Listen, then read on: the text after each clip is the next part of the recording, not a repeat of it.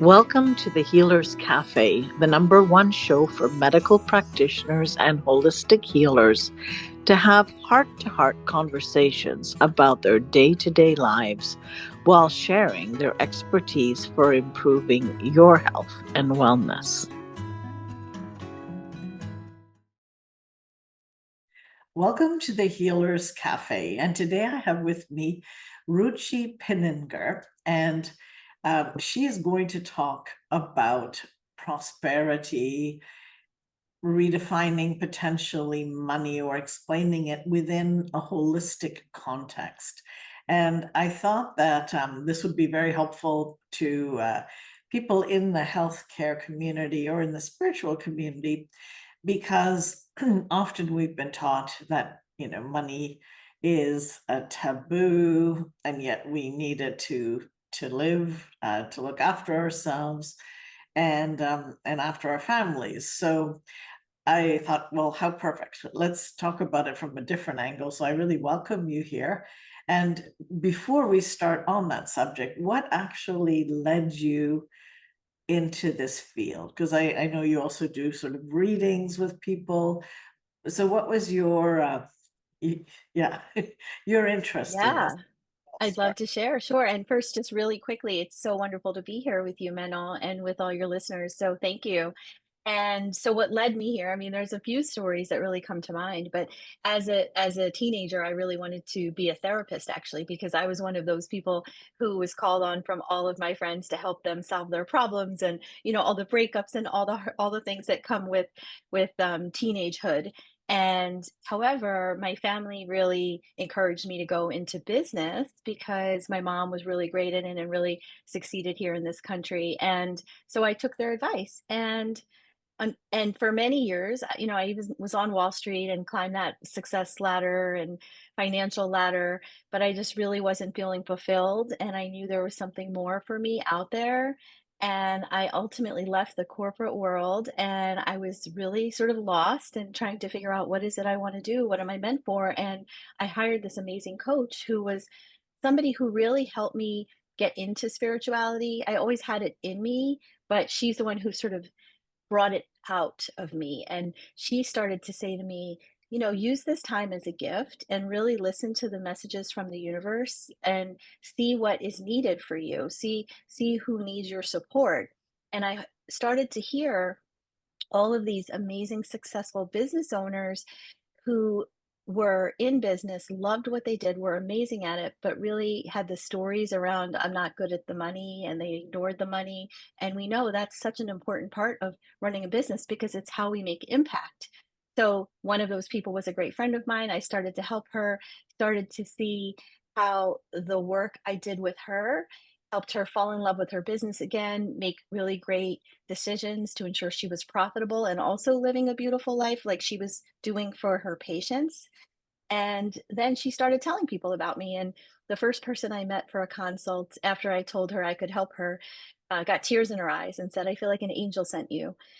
And that was it. That's how I knew I was meant to do this work and use my love of helping and use my skills to do the work to help others. Well, and so as you started, obviously, I mean, we've done this now for several years, so from what I'm seeing.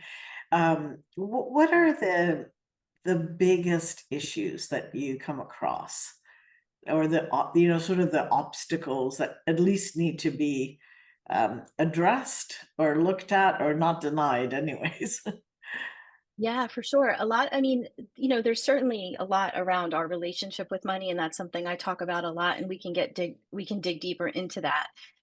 Also our money habits, which is part of our relationship with money. And what I would see is people were running businesses, but really weren't understanding if they were profitable or not, or were really feeling constricted in their bank accounts and sort of even would you say struggling in a way, in their own lives. So they want to help the world, but they didn't sort of help themselves to make sure that they were getting all that they needed. And so, and then there's the money. So that's like the mental piece of it, and how they were operating, but also just their money habits. For example, they weren't separating their business and personal finances. They weren't saving. for taxes and, for emergencies and even for growth and investments that they wanted to make in their business. Um, you know, they weren't operating from a place of knowledge and data, which is really all our numbers are. They're information. So those are some of the things. So it's, I mean, I know when I was thrown into business, I didn't really understand that it was a business. I thought, oh, I'm in practice. Mhm. And, we had, it was interesting though. We did have one teacher who said, make a wish list of 100 things that you want to have seen in your life, or have, participated in, seen, owned, whatever it might be. Anyways, and I thought, oh, well, okay, that's my business training. But it actually turned out to be very helpful, even though that was like, I think, 2 hours in the afternoon. And we had this list. I know now, more of the schools do give a little bit more training than that. But it really is the idea of what do you want, in the end, like the clarity of what is it you want on all levels, right? Your personal life, Yes, how you mix with your business and what you want for your business. Like people are not envisioning the possibility, that bigger, is so right. necessarily, but it can be, right? Yeah. You know, anyway, Yes, it's could so true. I you go? love that you said that. I love that you said that because it's so important to align our personal goals with our business goals. They're not two separate things, right? We're working to live and living to work in many cases because we have so much joy in what we do. So that is another big thing is people aren't really understanding what is it I need to live that most beautiful prosperous life that I want to live, and how does that translate into what I need to bring in revenue in order to be able to cover my business expenses and my taxes and saving for emergency fund, and then ultimately paying myself to do the things that I want to do. Mhm. So how do you start with people? Is there like I mean, there must be a method to the madness. There is some method certainly as we start, and yet at the same time, as we're all different and we all need different types of support. So in many cases with our clients, we're going a little bit more spiritual, and in many cases, we're just sort of focused on practical and tactical. So, when we start with a client, so first of all, just to share like what we do as a company at Watch Her Prosper is we work with our clients to be really a financial partner to them. So we're providing financial guidance, we're providing bookkeeping so that we have really excellent numbers to work with. We're helping them get ready for tax time and be prepared. And then, I say with a twist of spirituality and mindset. So when we start with a new client, the first thing we do is just get to know them a little more personally and what they want to do, what are their values. And mainly what we're trying to do is just get to a place where we understand what their numbers are. And then that will help to guide and navigate the types of conversations. So then we meet with them regularly.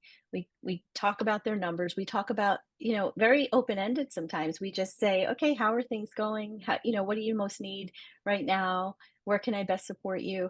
And the conversation beautifully opens up in a way where sometimes, for example, I may start a conversation. I have my or like a whole bunch of oracle decks. So if a client's having a hard time, I might just say, Do you want to pull a card? And like, here's a couple of decks. What do you think?" And I'll let them like use their own intuition as to which one they're call is calling to them, and just to hear what message they have from the universe and their guides.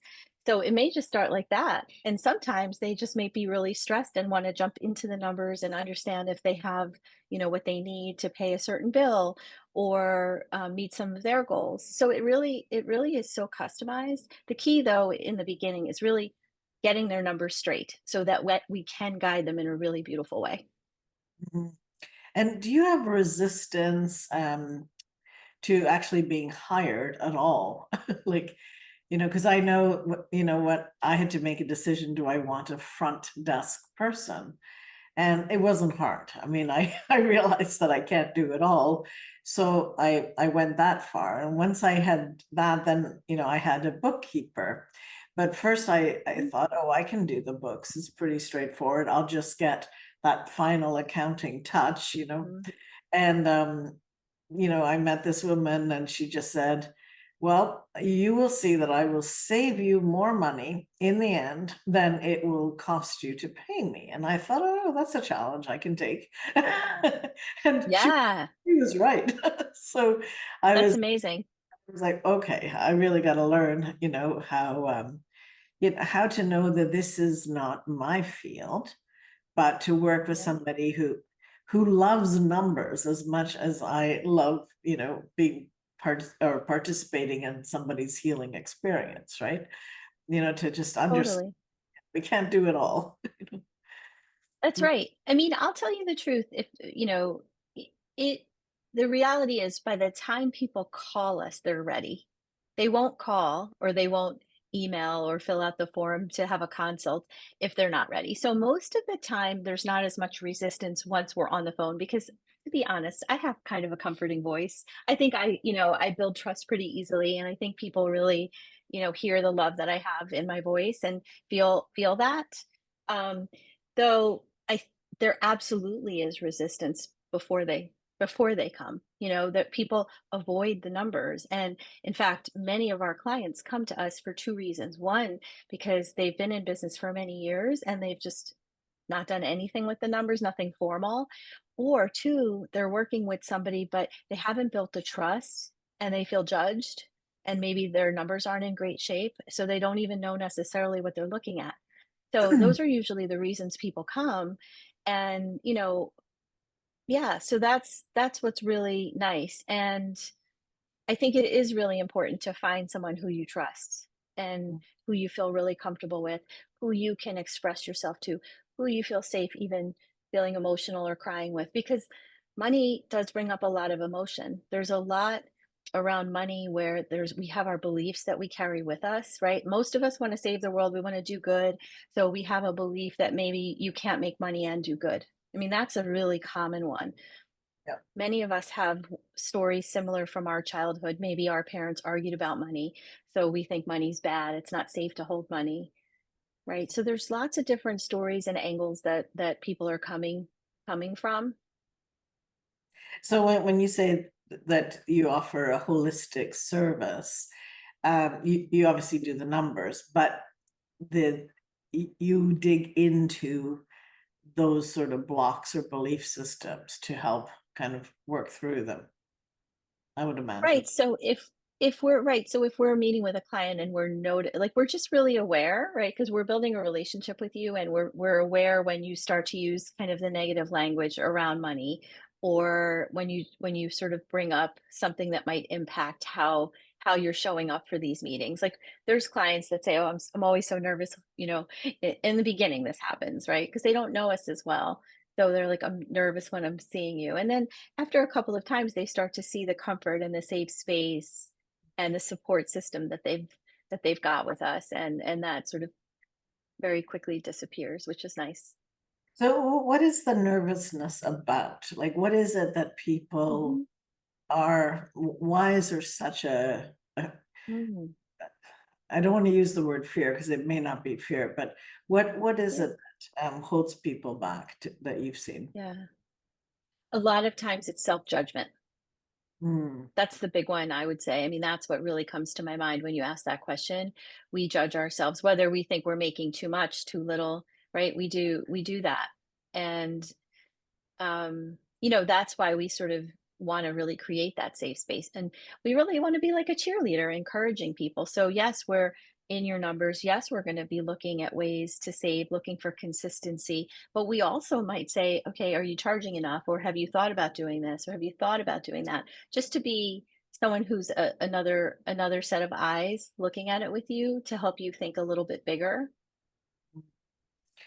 And when you do that next step, looking at what you see, and I know it's individual. I mean, health is Yeah. individual, so people are, but there's still trends Mhm. that you can see. I mean, in all things, is there are there trends to what are the sort of the failings, that the traps that people easily get into that you rectify or you point out, just if somebody's listening here, what could they start looking at? Like you mentioned language. So Yes.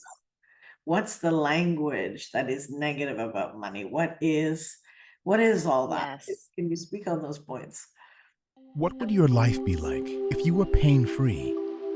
If you were one of the millions who suffer from chronic pain, the thought of just one day without it may seem impossible. This is often because conventional medicine tends to fall short in the treatment of pain, opting to prescribe pills or recommend surgery rather than getting to the root cause of the problem. But if you are suffering with emotional or physical pain, there is hope. Join the founder and CEO of Bowen College, Manon Bolliger, live online for your body-mind reboot. Learn how to listen to your symptoms and get to the root cause of your pain. Plus, be trained in basic Bowen therapy moves so that you can reboot your body for optimal health. You don't have to live in pain. You can heal. Stop the pain pill cycle by visiting www.yourbodymindreboot.com to learn more and to register.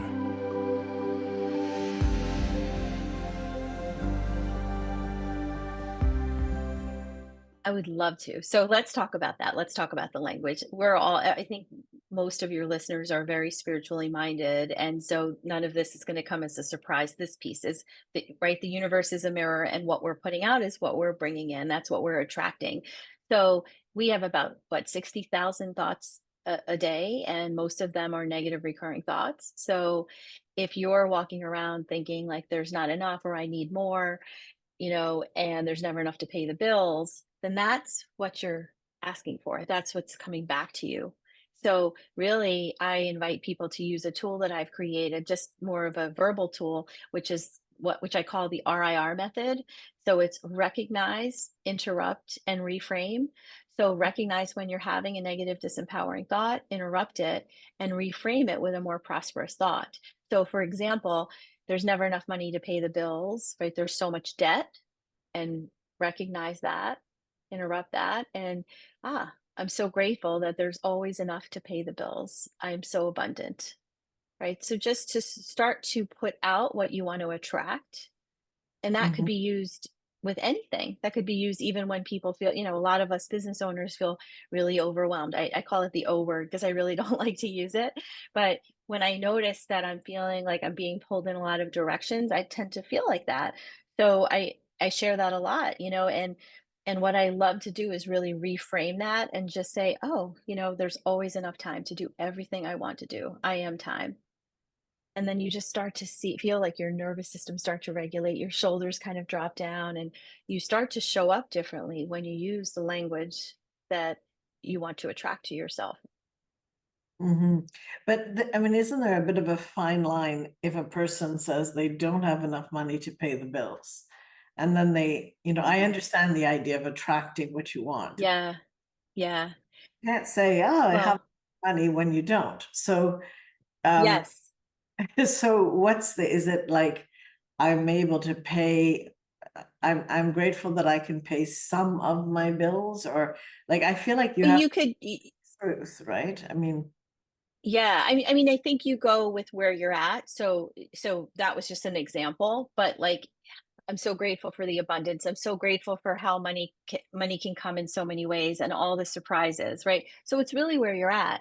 And yes, by the way, to really address what you said deeper, it is about the language. It's not just we sit back and like we say it and it comes. No, it's about being clear on what you want. You talked about clarity earlier and about the aligned and inspired action towards it. So I'm not just saying say it and it's there magically. I'm saying be clear on what you want, use the language to get you there and take the action. So the actions are paying attention to your money. What are your money habits? Are you looking in your bank account? Are you seeing what's getting paid, and what's coming in and what's going out? Are you planning? Are you saving for taxes? Are you building up cash? It's about that as well. Are you living most prosperously? And that's something we also love to talk about with our clients is redefining prosperity and thinking about prosperity in a different way outside mm, of money in a very much more holistic way. mm. Can you speak on that? a little I bit would more. love to. I would love to. Yeah. So, in the work that I've done with amazing business owners and lots of humans around the world, just I've really narrowed it down to three pillars of redefining prosperity. So, think about well being, spirituality, and healthy relationships with people and money. So, many of us think about prosperity as money, as the green stuff.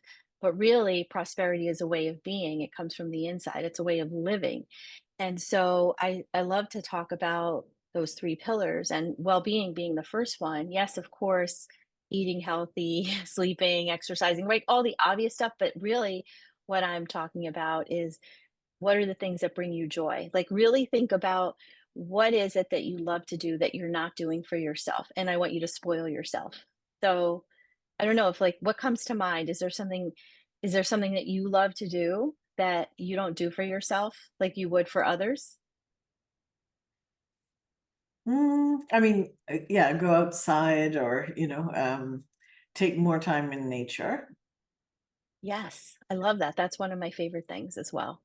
So more walks in nature. I love just to hang out in my PJs sometimes and, watch some of my favorite shows, or I love going on beautiful spiritual retreats with other like-minded women. So it comes in all budgets too, right? Mhm. There's something that you might save for and plan for, and there's something that you can just put the Do. time in your calendar and do, right? And Yeah. all it is just planning it and doing it. So really thinking about well-being in that way. And then that second pillar is spirituality, which is really what we talked about, the knowingness that there's something bigger than us, right? Many people call it God, source, spirit, universe, right? Whatever really connects to you. And really we talked a lot about the language we use and the attraction and the RIR method. So that was really kind of that spirituality piece. And then thinking about that third pillar, which is healthy relationships with people and money. And what I really want everyone to do is think about who are the people you spend your time with when it comes to those relationships. And they talk about you are the average of the five people you spend your most time with. So think about the people you spend your time with now. What are your relationships based off of? Are they based off of complaining and gossiping? Are they based off of empowering each other, uplifting each other, celebrating each other? And what about the money habits that those people have around you? Are they, because those really do rub off. When you're around people that you're sort of admire how they've built their lives, that tends to really inspire you. So thinking about that from a people perspective, and then from the money piece, the relationship with money, I think about it as three things, really like your mindset and your beliefs, right? Which we kind of talked about. So what is your mindset to around money? Like, making money is bad. I'm a healer, so I don't deserve to have money. I want to do this for free. I mean, what are your money beliefs? Some people have kind of the rich people are bad type of money beliefs based on how they grew up. Money's not safe based on how they grew up. A lot of what we're doing, I mean, the subconscious beliefs that we have is what we're operating on 95 to 97% of the time. So really digging a little deeper and paying attention and noticing what comes up for you. And then another thing I love to do with people is really like what happens in your body when you think about money. Like if money was a person and money walked into the room, what what comes up for you? What Mhm. do you feel in your body? So some of the things I've heard, I mean, I was actually, I was at NYU last night at New York University teaching, guest teaching a class, and one of the students said, "The Kool-Aid man." Do you remember the Kool-Aid man from years Yeah, ago? Like, it made me laugh. I've heard people say, "I feel suspicious. I feel anxious." Some people are like, "Oh, I want to be close to it." So we all kind of have something that comes up for us. So we want to kind of notice that. And those who have something that's not so empowering, really, or something, something like it makes me anxious, it makes me scared, it makes me suspicious. Really think about then visualizing, well, what does it feel like for money to feel safe for you? right. What does it feel like? And then really kind of get into that feeling and that visualization of that, and then start to think about, well, now in a more empowered way, if money were to walk into a room, what would you feel? And a lot of people have like a different reaction when they start to visualize and see how money can be safe. Mhm. Well, I mean, all this discussion really reminds me of that starting your own business and going through all those steps is a huge healing journey, because we look at healing and health as in just the physical body, but all of the things that we must confront, attitudes, pass down messages, our self, confidence, who we are, who we're trying to be, all of this kind of business all comes up when you actually take responsibility for running your own, business, right? So, Yes. yeah, I found that when I've gone to, business classes or courses, Mm. to just get an inspiration of, what else, I thought, oh my goodness, I have so much material for the healing because these people have actually gone through this already, and it's funny because That's right. in a more naturopathic healing, we don't really look at it that way. It's like that's a separate thing, that's a numbers issue. Really, we are whole. How we are That's right. sovereign in our life, Yes, complete, right? It has to include what we do and how we that serve. is right. So, yeah, That is right. huge. Once you embrace it, it changes you. I mean, and It for the changes better, you. and for the Yeah, better, and not for the worse. absolutely. It's the best feeling, people have said to me, I feel like I had a shade. I feel like, I had shades Mm, on it, and now it's like I could see everything in mm, such a different way. mm. Yeah, no, Yeah. interesting. Well, we have like a few minutes left. I'm not sure what Yeah. we haven't talked about that you would still like to. What else could you or would you like to share with us? I would love to share just one thing because sometimes we talked earlier about clarity, right? And sometimes it's hard for people to figure out what they want, right? Like it takes some reflection. So just to get people started a little bit on that clarity journey, so like a simple exercise that they can do Oh, great. maybe would be really Nice. fun. Yep, that's Yeah. great. So what I'd love to do is just invite people to schedule some time in their calendar, some me time, right? And just like grab a candle, grab a blanket, cozy up, grab a notebook and a pen, and just reflect a little bit on, think about a year from now. Sometimes when we think about 5 years, 10 years, it feels like too much. So even just a year from now, what do you want to be doing? How do you want to be feeling every day? Where do you want to be living? Who do you want to be spending your time with?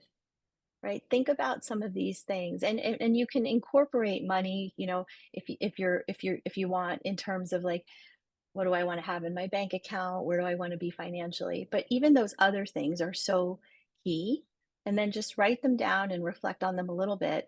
And what I love to do is write a letter to a loved one as if it's a year from now. So I lost my mom very early on. So I love to write a letter to her, as if it's a year from now. And I say, "Dear mom, you won't believe all the things that have happened." And then you just go on to writing what that vision is for yourself as if it's already happened. And then you've got that as your clarity, and that becomes your North Star as you Yeah. make decisions over this next year. Mm. Yeah, no, I think that's great advice. Yeah, because it's true. We're so used to just bumbling into everything and dealing with Yes. crisis and the next crisis and the this and this adjustment. But it's to Yeah. have a focus that you actually believe in. Um, Yes. we often don't give ourselves that time. So that's great advice. That's right. Mhm.